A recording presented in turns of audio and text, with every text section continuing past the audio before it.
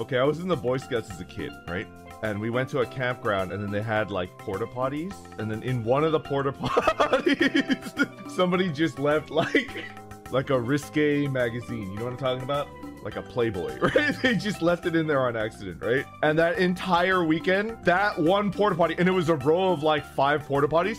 That one porta potty had like a line around the campground, and nobody had the guts to steal the magazine. Like they just left it in there. Nobody had the guts to take it, but people were like journeying to like pay their respects, like an homage, like right, like too many witnesses. It really was like a spiritual site, right?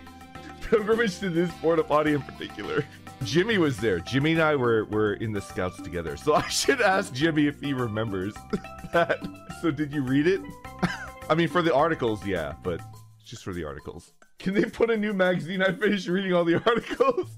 And then like the weekend ended and then we all went home.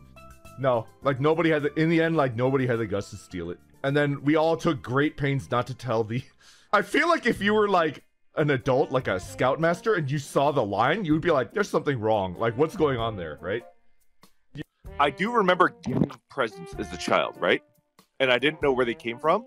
And then like, I think like in like kindergarten or first grade or something like that, like the Santa meta like came into my like realm of like I didn't know about Santa until like other children like told me about Santa, and then I went home and I was like mama, Santa's the one that gives us the presents every year, right?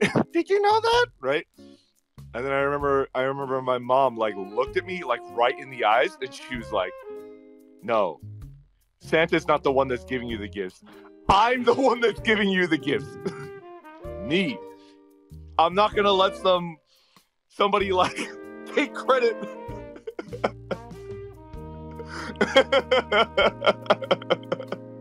Yeah. I've gotten pepper spray, but not taste. Context, what did you do? Who pepper sprayed you? There's no story. There's no build-up. There's no story. There's no build-up. I'm just going to tell it to you in one sentence, okay? I was very drunk and I tried to pet a police horse. I was very, very drunk and I tried to pet a police horse.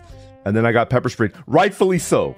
I didn't get in trouble otherwise, like on the edge of being blackout drunk, and I tried to pet a police horse because it was a pretty horsey. I like horses. I think they're pretty. I think they're majestic animals. I think they're intelligent and sensitive, and I see a horse and I just think that's precious. I want to give you an apple and pet you on the nose. Which, by the way, family was too poor. We didn't do any of the horse stuff, right? But we did have like not a relative, but like a family friend that did the horse riding stuff, and then I was able to like visit fairly often and then help take care of the horses and stuff. I just like horses. I think they're pretty.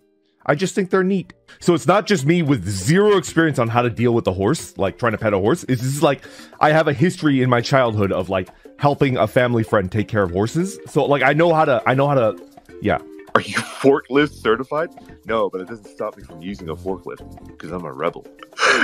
One time, this is like around like early college age, around like very, very early college age. I remember going to visit a friend while he was working, and he worked in a warehouse. And like, because we were so stupid, we were like messing around. And then I was like effing around with a forklift. And this is like a warehouse with a bunch of boxes, right? Good sized boxes, not like gigantic, but like cardboard boxes that were filled with like whatever goods that they were selling. I don't even remember like who he worked for, right? And I distinctly remember like having fun, like raising and lowering the fork of the forklift. And then I like lost control of it, and then like it shot forward, and like one of the prongs of the fork just like completely penetrated a box. It was like a little sexual, like I'm not gonna lie. Like I remember seeing it in slow motion, the fork of the fork just like penetrating like one of the boxes, and then like like we were like a bunch of my friends and I, we were all like having a fun time. We were just like laughing because it was like, we're a bunch of stupid teenagers, we're having fun, right?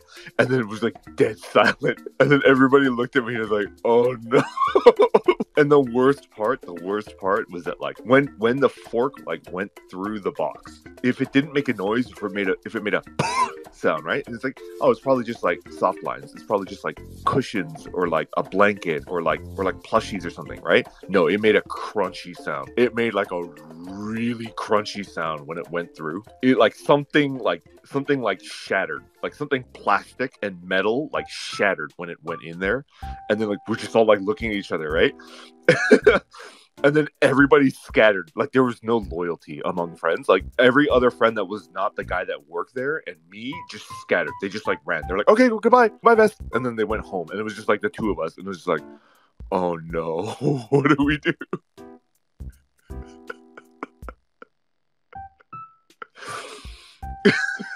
There was a human in there? No.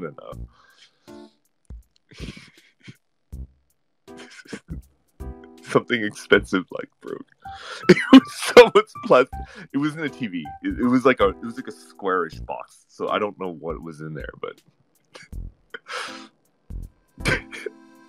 every man for themselves. Scatter, and then like they left. Yeah. What did you do? So here's the thing. We couldn't fess up. Like we discussed it. Me and my friend, we discussed it, and I was like, I will go with you, and I will like take the blame, right? And my friend was like, no, are you an idiot?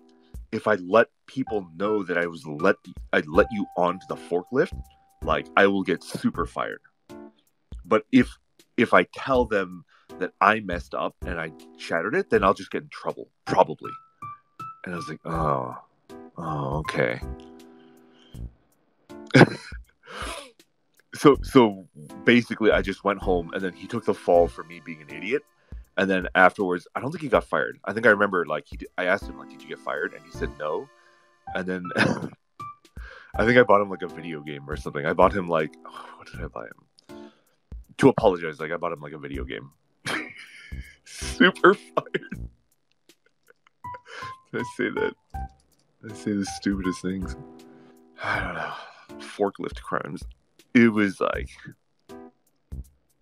So do you know how like a forklift works? I think I do remember how it works. There's like a knob, right? And the knob will let you like turn, right? And then there's like a lever, and the lever is like going forward and backward or something like that. And the lever like always stops in the middle. Like you could push it forward and it'll move you forward. You can push it back and it'll move you back. But then if you take your hand off the lever, it'll like go back to its like normal position or something like that. I don't remember. How did you survive to adulthood? Is it even okay for me to confess this? Okay, I have an idea. What if I do exactly right there, blank cannon? What if I do a forklift certification stream? What if I do a Twitter space of me taking the class and then like taking the exam? And they're like, why are you taking a forklift certification exam like with a phone in your hand? It's like, don't worry about it. Goes to show that somebody forklift certified is a true friend. I feel like I'm out of shape, and I'm going to tell you why. It's not a story. It's like a half story. I was climbing up that really steep first half of Mount Takao, and it was like steep, and I was like, oh man, it's pretty steep. Like my ankles are kind of hurting, right? And then I lowered the pace, and then I was like, okay, I can maintain this pace. And I was like walking.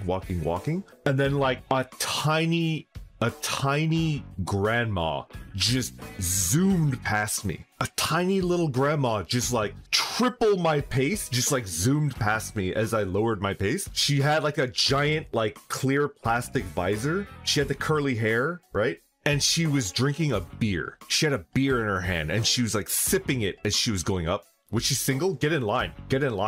I was impressed. I was like, hey, she definitely been here more than once. What are you about?